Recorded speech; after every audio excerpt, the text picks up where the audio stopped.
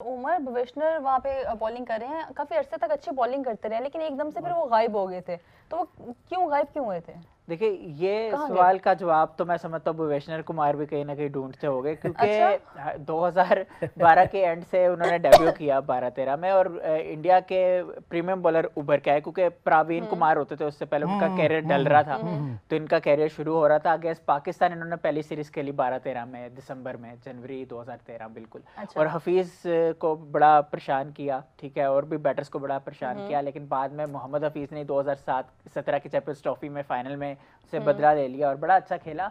भुवनेश्वर बहुत बेहतरीन बॉलर थे और 21-22 तक इनका कैरियर था, लेकिन फिर आप देखें ना, उसके बाद अर्शदीप सिंह आ गए इनके पास। 2021 का उन्होंने वर्ल्ड कप खेला हाँ है। जी बिल्कुल खेला। अब तो काफी रिप्लेस, अब तो काफी 22 में अर्शदीप सिंह आ गए थे दरअसल। हाँ।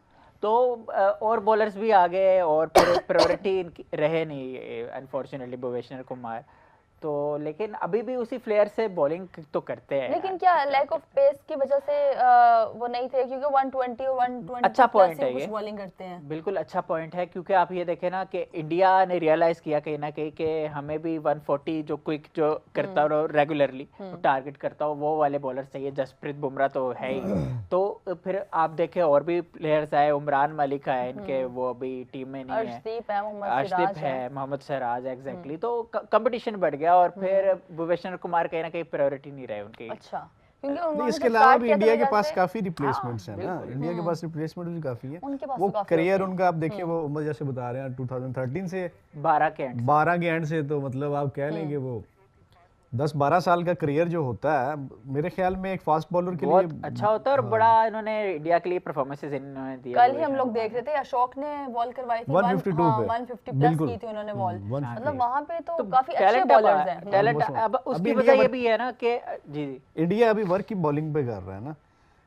कल भी हम यही बात कर रहे थे कि बैटर्स में तो नो डाउट कि इंडिया के पास शुरू से ही एक अच्छी वैरायटी रही है।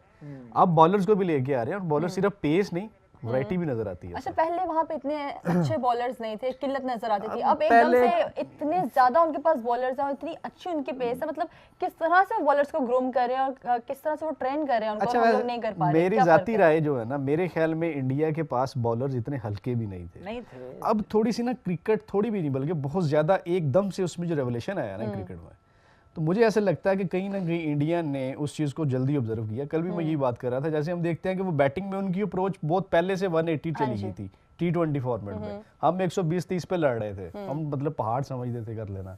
तो मुझे ऐसा लगता है कि इंडिया ने ये बड़ी देर पहले से वर्किंग शुरू कर दी थी। उनका जो नीचे वाला स्ट्रक्चर है, जो उनका फर्स्ट क्लास है, जो भी है, उसमें मेरे ख्याल में उन्होंने कोई कह ले आपके ज्यादा वर्क किया पाकिस्तान की निस्बत खासकर। लेकिन अगर हम लेकिन एक सॉरी इसमें एक चीज थोड़ी सी मेरे ख्याल में अभी मजीद जो ऑब्जर्व करने की जरूरत है, वो ये है कि ये आया सिर्फ शॉर्ट फॉर्मेट के लिए ही इंडिया की ये तैयारी है, या आगे आप देखते हैं। वैलिड पॉइंट है, लेकिन अगर मैं थोड़ा ऐड ऑन करूँ तो पिछली जनरेशन में आप चले जाए तो इरफान पठान, जहीर खान, अनिल कुंबले, ये बड़े इम्पैक्टफुल बॉलर्स थे। इनकी परफॉर्मेंस, अनिल कुंबले तो स्पिनर थे, और इसी के साथ वहां पर जी छक्का आ गया है सरफराज का, एक और छक्का। भाई सरफराज का बल्ला नहीं रुक रहा। सरफराज से पहले भी पिछले ओवर में भी छक्का एक बार पिछले ओवर में भी छक्का लगाया था सरफराज ने, और अभी तक 4 चौके और 4 छक्के लगे हैं। मुल्तान सुल्तान 10 ओवर में 106 कर गया। हाँ जी।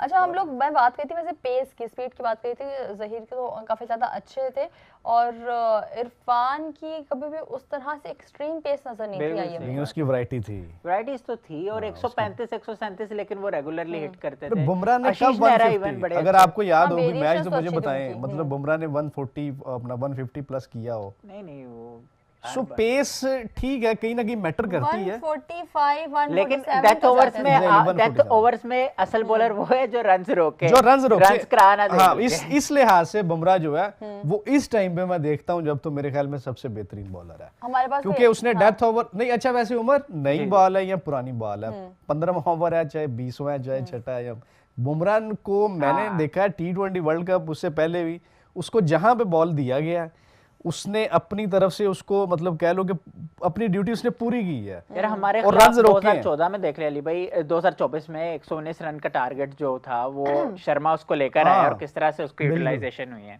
बिल्कुल यूएसए में तो वो मेरे ख्याल में ना वो जो अगर बुमराह 135 पे भी कर रहा है 140 पे भी कर रहा है अगर, तो मुझे ऐसे लगता है कि उसकी पेस से ज्यादा उसके पास जो वैरायटी है और एक उसके पास जो डिलीवरी खासकर उसे कहा जाता है उसका वेपन यॉर्कर है जो शक नहीं है। सो मेरे ख्याल हाँ एक्यूरेसी वो अब देखो ना हमारे पास भी बॉलर है, ऐसा नहीं है कि नहीं है, बड़े शानदार बड़े मायानाज हैं, सो उनके पास भी एक्यूरेसी नहीं है। लेकिन उनके पास बातें हैं एग्जैक्टली उनके पास टैग लगे हैं, उनके पास लोगों की एक बड़ी तादाद है जिन्होंने डेथ ओवर स्पेशलिस्ट समझ दी है, लेकिन जितनी बार उन्हें पड़ती है। अच्छा मेरा सवाल मेरा पॉइंट ये है कि बाबर और रिजवान ही कल्प्रेट है या वो जो प्रीमियम नाम ने आज के बॉलर्स है वो भी कल्प्रेट है, क्योंकि वो भी काफी इवेंट्स खेल चुके हैं लेकिन वो परफॉर्म नहीं कर रहे, बस बातें कर रहे हैं। नहीं आप शाहीन की बात कर रहे हैं? नहीं यार बस हारिस रऊफ की बात तो नहीं कर रहे आप? अच्छा बस मतलब हारिस की बारे में बात की जा रही है। अच्छा वसीम जूनियर के बारे में अगर हम लोग बात करें तो उनकी पेस किस तरह से आप देखते हैं? देखिए पेस एक चीज नहीं होती, लेकिन मैं समझता हूँ कि वो ही स्टिल अ फाइटर, वो एटलीस्ट जान मारते नजर आता है। 2023 के वर्ल्ड कप में वो भी शामिल थे। तो मुझे आज भी याद है साउथ अफ्रीका के अगेंस्ट कोई बॉलर स्टैंड नहीं कर रहा था और उन्होंने अपनी एड़ी चोटी का जोर लगा दिया और अच्छा होता कम अर्सा होता है कि वो अच्छी बॉलिंग करवा सके और उसी दौरान वो इंजर्ड हो जाते हैं और फिर वो रिहैब का प्रोसेस और उस तरह से उनके बाद में स्पीड भी नहीं आती, पेस भी मैं देखने को नहीं मिलती। तो अभी हम लोगों ने ज़मान की बात की, वो भी इंजर्ड है, अल्लाह करे वो ठीक हो जाए, सेहतयाब हो जाए। 17 इस ओवर में निकल गए डफी को, एक छक्का एक वाइड 4 फिर 4 नो बॉल फिर एक और सीएस के 58 पे पहुंच गया 4.5 में, बहुत ही बड़ी जल्द रिकवर की है उन्होंने सैमसन की विकेट के बाद। एक और एक और छक्का आ गया जी। ये सरफराज ने लगा एक और हमारे यहाँ भी कार्तिक ने भी पहला छक्का लगा दिया और वहां पे भी शान मसूद, ओ यार शान मसूद छक्के, अरे छक्का शान मसूद लास्ट टाइम भी मारे थे। हां पिछले मैच में भी मारे थे। वैसे मैंने पहली दफा ही देखा है पिछले मैच में। नहीं पिछले मैच में से छक्के मारे थे। शान मसूद अच्छे बैटर है लेकिन बस मार खा जाते हैं as a cricketer, no doubt वो बड़ा जबरदस्त बैटर है। और भी चीजें होती है जिसकी वजह से मार वो खा जाते हैं, लेकिन he is a good player. At least first class cricket बहुत ज्यादा खेली है इन्होंने। और ये शान मसूद को ओडीआई में होना नहीं तो चाहिए, ओडीआई के अंदर नहीं तो होना चाहिए शान मसूद को। ओडीआई में बिल्कुल होना चाहिए इनको। ये तो ओडीआई के लिए यही तो लोग स्टैंड करते हैं। ये और इमामुल हक बेस्ट ऑप्शंस है आपके पास ओडीआई में, क्योंकि फखर जमान का तो अब वैसे ही कैरियर थोड़ा सा जो है ना डोल्ड्रम्स में लग रहा है। T20 वो अल्लाह करे कि 2028 के T20 वर्ल्ड कप में अवेलेबल हो, लेकिन शान मसूद फिट इतने ज्यादा है। काउंटी क्रिकेट के कैप्टन है, आप ये देखें काउंटी क्रिकेट में कैप्टन होना बड़ी बात होती है।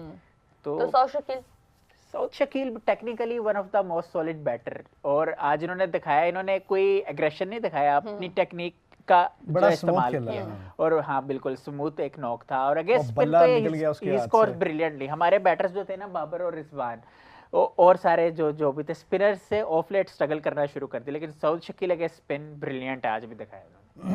लेकिन फिर भी उमर मेरे ख्याल में ओपनर नहीं होना चाहिए, उसे मिडिल ऑर्डर ही खेलना चाहिए। नहीं वो तो खैर ओपनर हो भी नहीं सकता, ये तो बस फ्रेंचाइज क्रिकेट में हो रहा है, उसका मिडिल ऑर्डर में ही बनता है नंबर। देखो अब कितने ओपनर पाकिस्तान के, अब आप इनकी लिस्ट बना लो कि सारे ओपनर कैप्टन बनते, पहले सबसे पहले कैप्टन बनते हैं, दूसरा काम ओपनिंग करना होता है।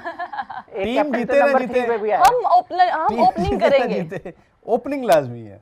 पता नहीं मुझे समझ नहीं आती कि आखिर क्या ऐसा होता है। बहरहाल शान ने एक और अच्छी शॉट खेली है लेकिन नहीं बाउंड्री नहीं हिट कर पाए। अच्छा जी मुझे लगा गजाल आ गया। नेवर माइंड, चलिए जी आगे बढ़ते हैं। इस टाइम साउथ शकील अपनी तीसरी ओवर करवा रहे हैं और अभी तक 19 रन दे चुके हैं और एक आउट भी किया है और अभी तक मेरे ख्याल से मुल्तान का एक आउट हुआ है, मुल्तान के दो आउट हुए हैं, दो आउट हो चुके हैं वहां पे और सिर्फ 9 ओवर्स रह गई हैं। कितनी बॉल्स पे कितने स्कोर चाहिए होगा मुल्तान को, उमर बता सकते हो, कोई आइडिया है? रिक्वायर्ड है 5.31 का नजर तो आने रहा, ये लगभग आपको चाहिए 45 रन आई थिंक सो सुल्तान को। 45 अब 44 हो गए।